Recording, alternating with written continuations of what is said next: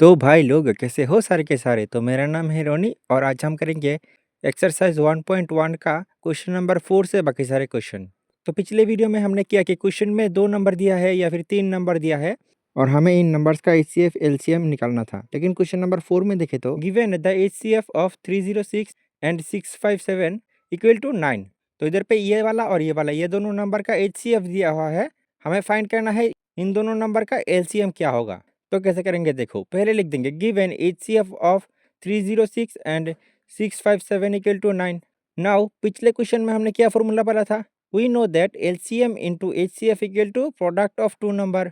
तो और इधर से एलसीएम इंटू इधर एचसीएफ का वैल्यू दिया है 9, तो इधर पे 9 equal to product of two number. तो इधर पहला नंबर ये वाला है और दूसरा नंबर ये वाला है, तो इन दोनों का प्रोडक्ट और एलसीएम इक्वल टू ये तो as it is divided by 9। और अभी 9 से 306 को डिवाइड करोगे तो आएगा 34। तो और इधर एलसीएम इक्वल टू होगा 34 इंटू 657 इक्वल टू मल्टीप्लाई करेंगे तो 22338। Therefore LCM of 306 and 657 equal to 22338। उसके बाद अगर आप क्वेश्चन नंबर 5 में देखें तो इधर है check whether 6 to the power n can end with the digit 0। मतलब जैसे कि 2 क्यूब मतलब 2 इंटू 2 इंटू 2 इक्वल टू 8। वैसे ही 6 टू द पावर n को जब आप 6 इंटू 6 इंटू n टाइम लिखोगे तो इनको मल्टीप्लाई करके जो नंबर आएगा ये तो नेचुरल नंबर ही होगा। तो ये जो नंबर मिलेगा इस नंबर का लास्ट डिजिट 0 होगा कि नहीं ये हमें चेक करना है। तो देखो इधर 6 के पावर में n है, मतलब कि इधर कितने बार 6 इंटू 6 इंटू 6 है हमें पता नहीं है, तो हम इसको मल्टीप्लाई भी नहीं कर पाएंगे। तो इस तरीके से तो इसका लास्ट डिजिट 0 होगा कि नहीं ये हमें पता नहीं चलेगा। तो ये पता करने के लिए एक ट्रिक है, जैसे कि आप कोई सा भी नंबर ले लो 5 4 3 2 6 और लास्ट डिजिट अगर 0 है तो आप देखो कि ये इस नंबर को हम हमेशा 10 से डिवाइड कर सकते हैं क्योंकि 0 और 0 कैंसिल आउट हो जाएगा। तो मतलब 6 टू द पावर n का लास्ट डिजिट 0 होगा अगर अगर इस 6 टू द पावर n को हम 10 से डिवाइड कर पाए तो।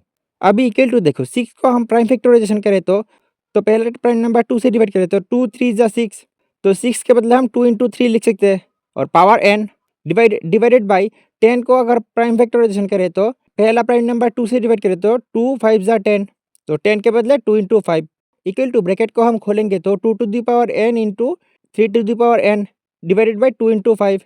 अब देखो 2 टू द पावर n मतलब 2 इंटू 2 इंटू 2 ऐसे करके nth time. 3 to the power n मतलब 3 इंटू करके n बार। अभी इधर से देखें तो 2 इंटू 2 तो कैंसिल आउट हो रहा है, 5 को हम कैंसिल आउट नहीं कर पा रहे हैं। तो मतलब 6 टू द पावर n कभी भी 10 से कैंसिल आउट नहीं होगा। तो इधर से हम कह सकते हैं कि 6 टू द पावर n का लास्ट डिजिट 0 नहीं होगा। तो अभी इसको एग्जाम में कैसे लिखेंगे देखो, पहले लिखेंगे here 6 to the power n is ended with the digit 0 if it is divisible by 10, और 10 का मतलब 2 इंटू 5। और फिर नीचे लिखेंगे the prime factorization of 6 to the power n equal to 6 को पहले प्राइम नंबर 2 से डिवाइड करें तो 3, तो 6 के बदले 2 इंटू 3 पावर n। फिर लिखेंगे since 5 is not present in the prime factorization of 6 to the power n। तो इधर 6 टू द पावर n के प्राइम फैक्टराइजेशन में 2 तो है लेकिन 5 नहीं है, तो हम इधर से कह सकते हैं 6 to the power n can not ended with the digit 0।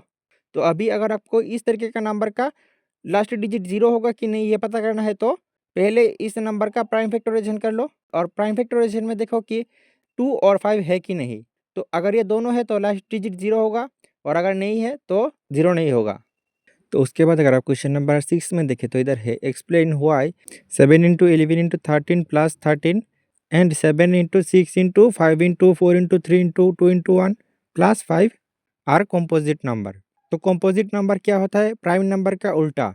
तो ये वाला भी एक कॉम्पोजिट नंबर है, ये वाला भी एक कॉम्पोजिट नंबर है, हमें शो करना पड़ेगा। तो देखो 7 into 11 into 13 plus 13 equal to 1014। तो देखो ये वाला 1014 नंबर 1 से भी डिवाइड हो रहा है और सेम नंबर 1014 से भी डिवाइड हो रहा है, लेकिन इसके अलावा ये नंबर 2 से भी डिवाइड हो रहा है।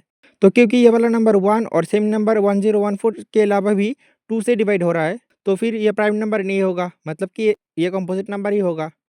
वैसे इस नंबर को करेंगे तो 5045, तो इधर 5054 को 1 से तो डिवाइड हो रहा है लेकिन इसको 2 से डिवाइड नहीं हो रहा, तो क्या ये एक प्राइम नंबर है? देखो हम ऐसा नहीं कह सकते, हमें बाकियों से भी डिवाइड करके देखना पड़ेगा। जैसे कि 3 से डिवाइड करें तो नहीं हो रहा, लेकिन 5 से डिवाइड करें तो 5 से डिवाइड हो रहा है। तो इधर पे आप देखिए, तो इस तरीके से हम हर क्वेश्चन के लिए नहीं कह सकते कि ये कंपोजिट नंबर है कि नहीं है, क्योंकि मान लो 1 2 3 4 5 6 किसी से भी डिवाइड नहीं हो, लेकिन 77 से हो जाए, तो हमें 78 टर्म तक देखना पड़ेगा कि यह डिवाइड हो रहा है कि नहीं हो रहा। तो इसीलिए इसको कंपोजिट प्रूफ करने के लिए एक और तरीका है। जैसे कि देखो, पहले लिखेंगे given 7 into 11 into 13 plus 13 equal to 13 और 13 कॉमन ले ले तो 7 इंटू 11 और इधर बचेगा 1 equal to 13 into 7 into 11 77 plus 1 equal to 13 into 78। तो अभी आप देखें तो ये नंबर और ये वाला नंबर सेम है, तो मतलब क्योंकि इसको 13 से हम डिवाइड कर पा रहे हैं, तो इसको भी 13 से डिवाइड कर पाएंगे, तो फिर ये कंपोजिट नंबर होगा, क्योंकि प्राइम नंबर को आप 1 और सेम नंबर के अलावा किसी और नंबर से फैक्टर नहीं कर सकते। तो इधर पे लिख देंगे since it has 13 as prime factor, bracket में लिख देंगे except 1 and itself, so it is a composite number, क्योंकि इस नंबर को 1 और ये वाला सेम नंबर के अलावा भी 13 से डिवाइड कर पाए, इसीलिए ये कंपोजिट नंबर है। Now 7 into 6 into 5 into 4 into 3 into 2 into 1 plus 5 equal to, दोनों में से 5 कॉमन ले लेंगे तो इधर पे ये सब और प्लस इधर पे बचेगा 1 इक्वल टू 5 ब्रैकेट, इन सबको मल्टीप्लाई कर देंगे तो 1008 प्लस 1 इक्वल टू 5 इंटू 1009। तो हम इधर पे लिख देंगे since it has 5 as a prime factors, bracket में लिख देंगे except 1 and itself, so it is a composite number. उसके बाद अगर आप क्वेश्चन नंबर 7 को देखें तो इसमें आपको थोड़ा डर लग सकता है, लेकिन क्वेश्चन का पढ़े तो there is a circular path around a sports field, Sonia take 18 minutes to drive one round of the field while Ravi takes 12 minutes for the same. Suppose they both started at the same point at a same time and going in the same direction. After how many minutes will they meet again at the starting point? तो इस तरीके का question में ये दोनों number का LCM ही होगा question का आंसर। जैसे कि इधर लिखेंगे since they started from the same point, so the LCM of 18 minutes and 12 minutes will be the time when they both meet again at the starting point. तो LCM निकालने के लिए 18 का फैक्टराइज करना पड़ेगा, तो पहला प्राइम नंबर 2 से करेंगे तो 2 9 जा 18, फिर 3 से करेंगे तो 3 3 जा 9, वैसे 12 को 2 से करेंगे तो 2 6 जा 12, और फिर इसको 2 से करेंगे तो 2 3 जा 6।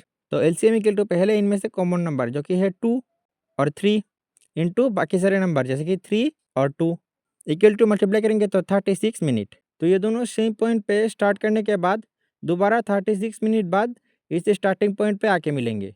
तो इधर अगर आपके मन में चल रहा है कि इधर हमने एलसीएम ही क्यों लिया, तो इसका कारण मैं बताऊंगा नेक्स्ट वीडियो में, जब हम इस चैप्टर का कुछ एक्स्ट्रा क्वेश्चंस सॉल्व कर रहे होंगे।